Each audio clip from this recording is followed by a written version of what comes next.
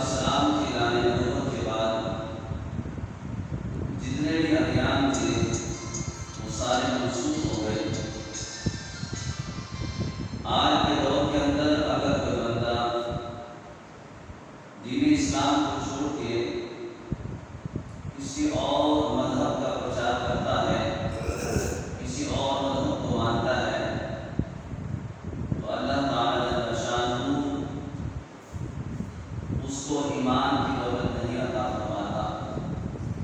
ایمان دین اسلام کو ماننے کا نام ہے، اور نبی علیہ السلام پر جو اللہ تعالیٰ جل شانہ نے احکامات الہیہ نازل فرمائے، ان سب پر دل و جان سے ایمان رکھنا اور اس کو ماننے کا نام ایمان ہے۔ حضرات محترم، آج معاشرے کے اندر دین اسلام کو دبانے کے لیے ہر ممکن کوشش کی جا رہی ہے۔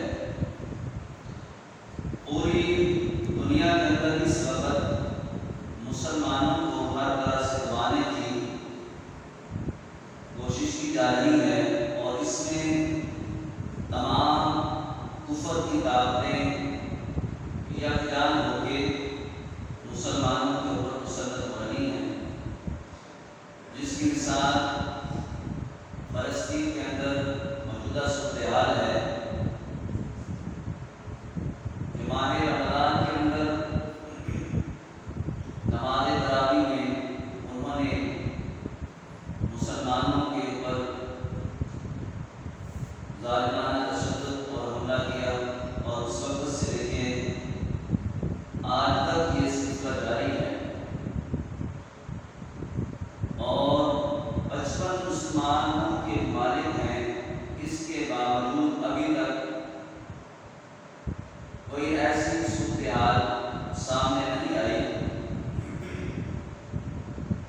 کہ جس کے بارے میں یہ بیان کیا جائے کہ مسلمانوں کو اللہ تعالیٰ جل شانہ نے عزت اور وقار عطا فرمایا ہے، لہذا مسلمانوں سے کفار کو یہود و نصارہ ڈر گئے ہیں۔ ابھی تک کسی ملک سے بھی کوئی ایسا پیغام جاری نہیں ہوا،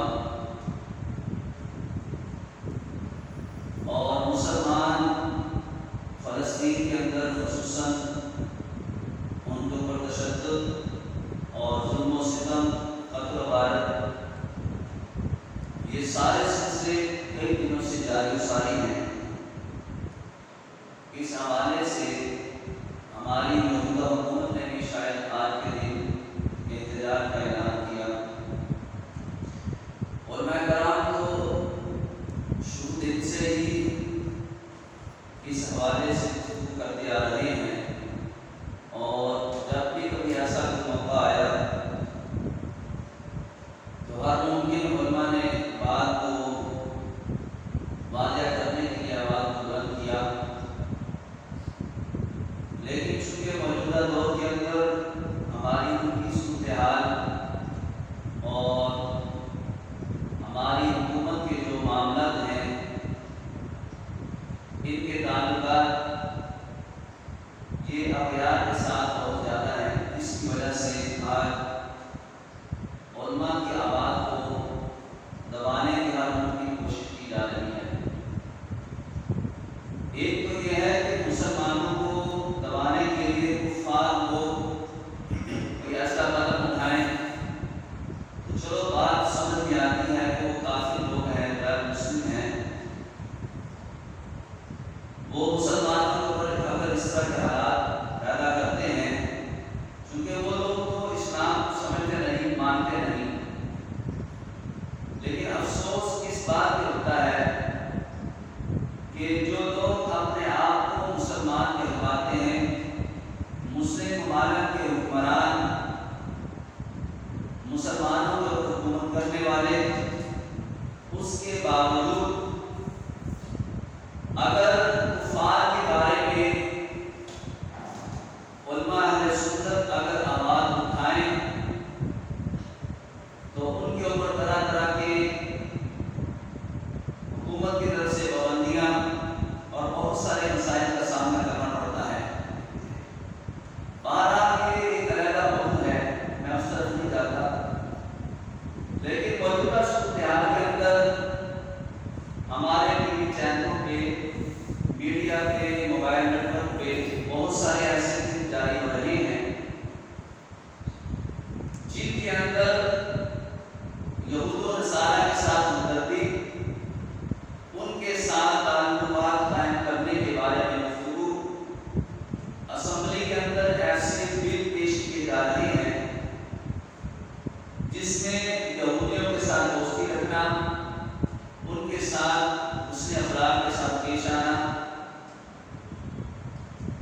اس طرح کے بہت سارے معاملات، بہت سارے لوگ، کوئی ٹی وی اینکر، کوئی صحافی، حکومت کے نمائندے اس طرح کے بل پاس کروانے کی کوشش کر رہے ہیں تاکہ ہمارے یہود و نصارہ کے ساتھ تعلقات مضبوط ہو جائیں، تو ہمارا جو ملکی نظام ہے یہ سمجھتے کہ شاید یہ بہتر ہو جائے گا۔ لیکن خالق کائنات جل شانہ نے جو ہمیں نظام زندگی عطا فرمایا قرآن کی صورت میں، اگر مسلمان اس قرآن کریم فرقان حمید کے احکامات کو سمجھ لے اور اس کے اوپر عمل کرنے کی ہر ممکن کوشش کرے، وہ دن دور نہیں کہ انشاءاللہ تعالیٰ پوری دنیا کے اندر اسلام کا سے بلند ہوگا۔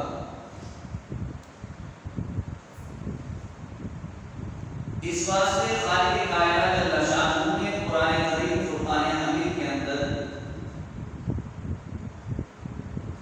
ہر موضوع کو بیان فرمایا ہے،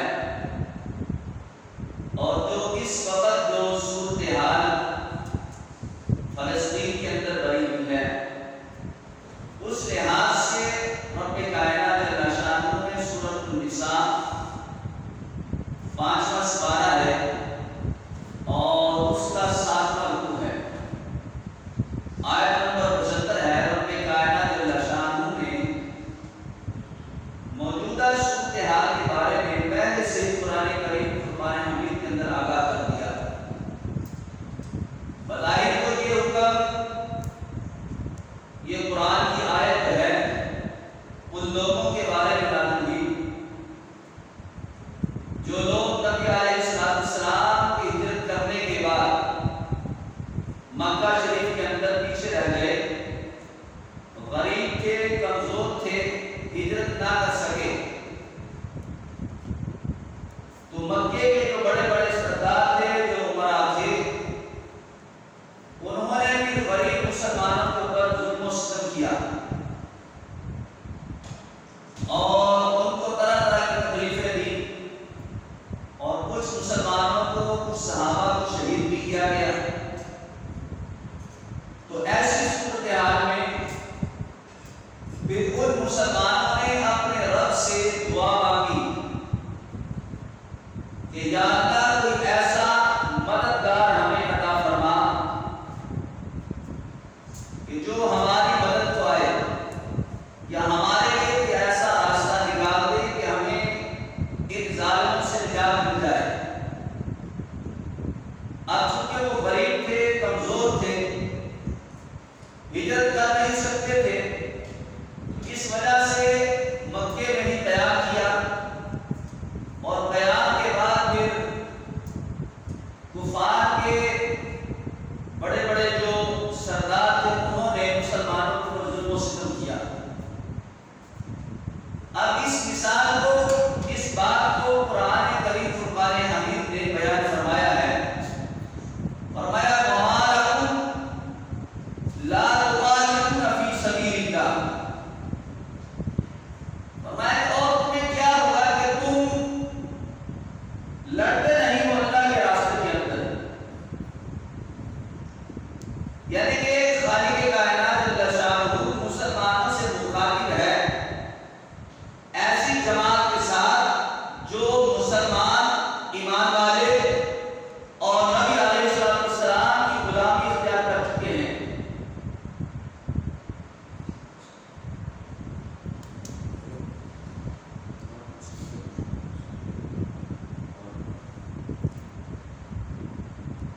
ایسے لوگ جو مسلمان کلمہ پڑھنے والے ہیں، اللہ ان سے مخاطب ہے، وَمَا لَكُمْ لَا تُقَاتِلُونَ فِي سَبِيلِ اللَّهِ، اللہ کہتا ہے کہ تمہیں کیا ہو گیا ہے، تم اللہ کے راستے کے اندر قتال کیوں نہیں کرتے؟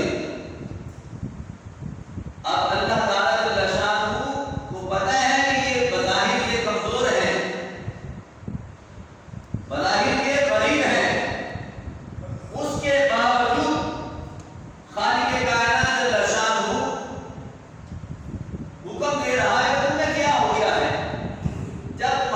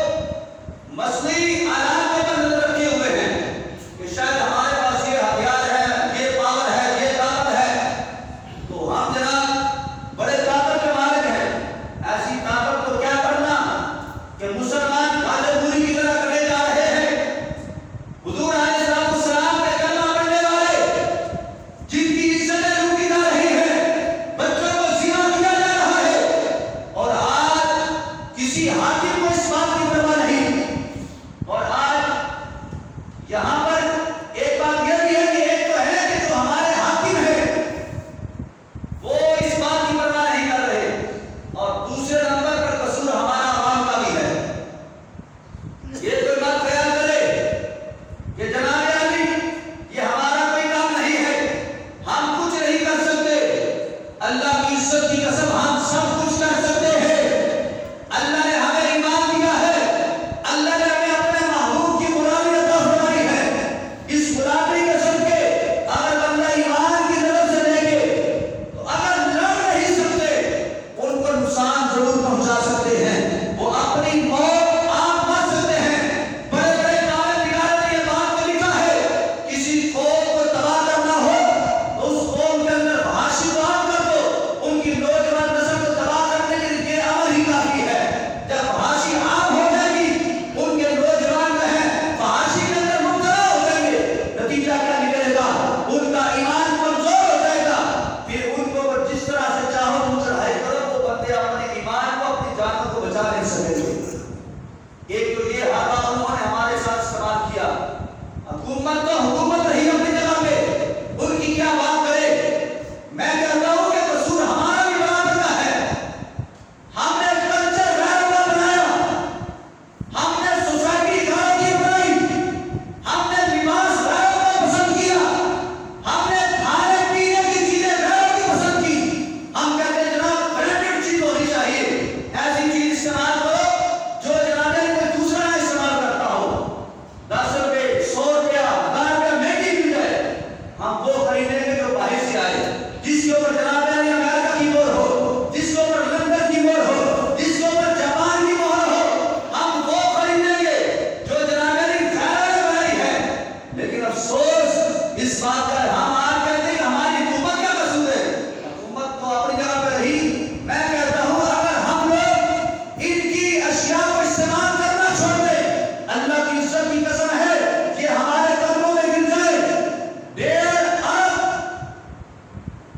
مسلمانوں کی آبادی ہو اور صرف 1.5 کروڑ یا 2 کروڑ یہودی ہوں، پھر بھی مسلمان ان کے تربے کرے، ان کے سامنے جناب میری ہاتھ جوڑے، ان کی منتیں کرے، آخر وجہ کیا ہے؟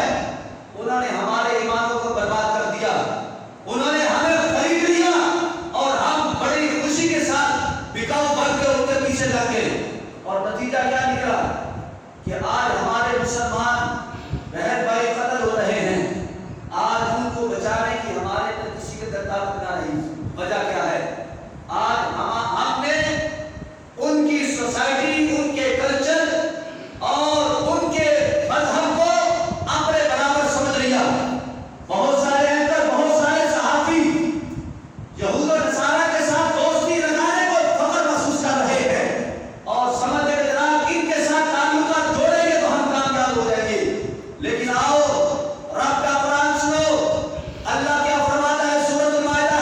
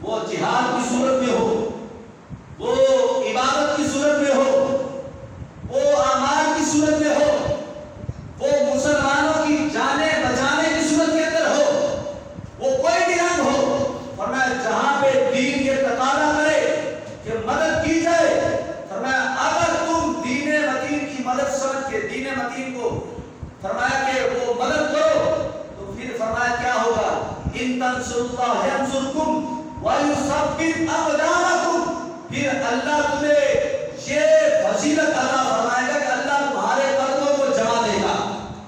نتیجہ کیا نکلے گا کہ جہاں پر تم جہاد کے لیے کھڑے ہوگے، جہاں پہ تم اپنے عقائد و نظریات کے لیے مضبوط کھڑے ہوگے ڈٹ کے، پھر کیا ہوگا؟ اللہ تمہارے قدموں کو جمائے گا، اللہ تمہیں طاقت عطا فرمائے گا۔ نتیجے میں کیا ہوگا؟ اللہ تمہیں ہر میدان کے اندر کامیابی عطا فرما دے گا۔ وہ چاہے کسی کافر کے ساتھ جنگ کرنی ہو، کسی یہود و نصارہ کے ساتھ کوئی بات کرنی ہو، یہ رب کا قرآن ہے۔ اس واسطے ہمیں اپنے دین کو سمجھنا چاہیے، ہمیں موجودہ حالات کو سمجھنا چاہیے کہ ایسی صورتحال میں ہمیں اللہ کی بارگاہ کے اندر دعا بھی کرنی چاہیے کہ اللہ تعالیٰ جل شانہ ہماری بد عملیوں کو معاف فرمائے۔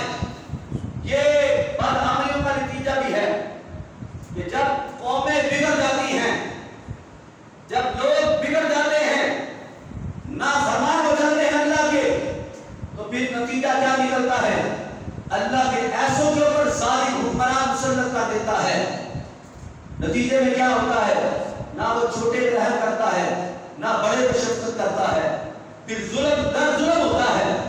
اس واسطے موجودہ صورتحال کے اندر ہمیں اپنے آپ کا محاسبہ بھی کرنا چاہیے کہ جہاں ہمارے اعمال کے اندر، ہمارے کردار کے اندر کمی ہے، اللہ کی بارگاہ کے اندر توبہ کرنی چاہیے۔ ابھی ایسا نہ ہو کہ جو آج وقت فلسطین کے اوپر آیا ہے کہیں ہمارے اوپر بھی نہ آ جائے۔ آخری بات کو بات کر کے ختم کرتا ہوں۔ میرے محبوب علیہ السلام نے ارشاد فرمایا تھا، اے میرے صحابہ، ایک وقت ایسا آئے گا، ایک زمانہ ایسا آئے گا کہ تمہارے اوپر یہود و نصارہ مسلط ہوں گے اور پھر وہ آہستہ آہستہ کر کے تمہیں تباہ و برباد کریں گے۔ صحابہ نے پوچھا، یا رسول اللہ صلی اللہ علیہ وسلم، کیا اس وقت ہم لوگ تعداد میں کم ہوں گے؟ میرے محبوب فرماتے نہیں، تعداد میں کم نہیں ہوں گے، یہودیوں سے زیادہ ہوگے، عیسائیوں سے زیادہ تمہاری تعداد ہوگی۔ لیکن فرمایا کیا ہوگا کہ سب سے پہلے نتیجے میں وہ لوگ تمہارے پر مسلط ایسے ہوں گے کہ تم سے تمہارا نظام چھین دیں گے، پھر اس کے بعد آہستہ آہستہ کر کے تمہاری عبادت کی طرف بڑھیں گے، پھر تمہیں قتل و غارت کریں گے۔ تو فرمایا کہ میں تمہیں ایک نصاب بتا دیتا ہوں، اور اگر اس کے مطابق تم قائم رہے تو تم بچے رہو گے، اللہ تمہیں عزت عطا فرمائے گا۔ اگر تم نے میری بات کو نہ مانا تو نتیجے میں کیا ہوگا؟ آہستہ آہستہ کر کے تم سارے مارے جاؤ گے، پھر جو ہے وہ تم ذلیل و رسوا ہو جاؤ گے۔ تو میرے محبوب علیہ السلام نے فرمایا کہ میں تمہیں وہ سب سے پہلے نمبر پہ وہ چیز بتا دیتا ہوں جس کے اوپر وہ سب سے پہلے نمبر پہ وہ حملہ کریں گے۔ تم سب سے پہلے اس چیز کو، اس بات کو پکڑے رکھنا۔ میرے محبوب علیہ السلام فرماتے ہیں وہ سب سے پہلے تمہارے نظام کے اوپر، تمہارے قانون کے اوپر وہ حملہ کریں گے۔ تم اپنے نظام کے مطابق جو تمہیں میں نے نظام دیا ہے، جو تمہیں میں نے شریعت دی ہے، جو طریقہ زندگی گزارنے کا جو تمہیں بتا دیا گیا ہے، اگر یہ تم نے اپنے اوپر مسلط رکھا، جو قانون میں نے بنا دیا، اس کے مطابق اگر زندگی گزاری تو پھر کیا ہوگا؟ تمہاری نماز بھی بچی رہے گی، تمہارا قرآن پڑھنا بھی بچا رہے گا، تمہارا روزہ بھی بچا رہے گا، تمہارا حج بھی بچا رہے گا۔ اگر تم سے انہوں نے تمہارا نظام، تمہارا قانون چھین لیا تو نتیجے میں کیا ہوگا؟ پھر نہ نماز بچے گی، نہ روزہ بچے گا، نہ حج بچے گا، کچھ بھی نہ بچے گا۔ پھر آخر نتیجے میں کیا ہوگا؟ مسلمانوں کو قتل کیا جائے گا۔ آج فلسطین کے اوپر دیکھو کیا حالات ہیں، نہ نظام بچا، اور پھر تراویح کے اندر دیکھو جب حملہ کیا گیا تو نماز بھی نہ بچی۔ آج نہ نماز مسلمان پڑھ سکتے ہیں، نہ وہاں پہ قرآن اونچی آواز سے پڑھا جا سکتا ہے، نہ اذان پڑھی جا سکتی ہے۔ مسلمان آج عبادت سے بھی جو ہے وہ دور کر دیا گیا ہے۔ وجہ کیا ہے؟ جو پہلا طریقہ جو میرے محبوب نے بتایا تھا اس کو نہ بچا سکے، تو نتیجہ نتیجے میں آج مسلمان قتل کیے جا رہے ہیں۔ اس واسطے آج جاگنے کا وقت ہے۔ میری آج کی گفتگو کو یہ نہ سمجھے میں سیاسی گفتگو کر رہا ہوں، اللہ کی عزت کی قسم جو بیان کر رہا ہوں قرآن اور حدیث سے بیان کر رہا ہوں۔ میں نے 12 قرآن کی آیتیں میں نے شروع سے پڑھی ہیں۔ اس واسطے اس کو یہ مت خیال کرے کہ میں کسی کے خلاف کوئی بات کر رہا ہوں، نہ میں آپ کو سمجھا رہا ہوں۔ ہم اپنے آپ کو سمجھانے کی کوشش کر رہے ہیں، جہاں ہماری غلطیاں ہیں اس کو دور کیا جائے۔ اس واسطے میرے محبوب نے فرمایا اپنے قانون کو بچاؤ، اپنے طریقے کو بچاؤ۔ لیکن آج قانون غیروں کا ہو گیا، طریقہ ہم نے خود بدل دیا، طریقہ ہم دوسروں کو اپنانے میں ہم خوشی محسوس کرتے ہیں۔ نتیجے میں کیا ہوا؟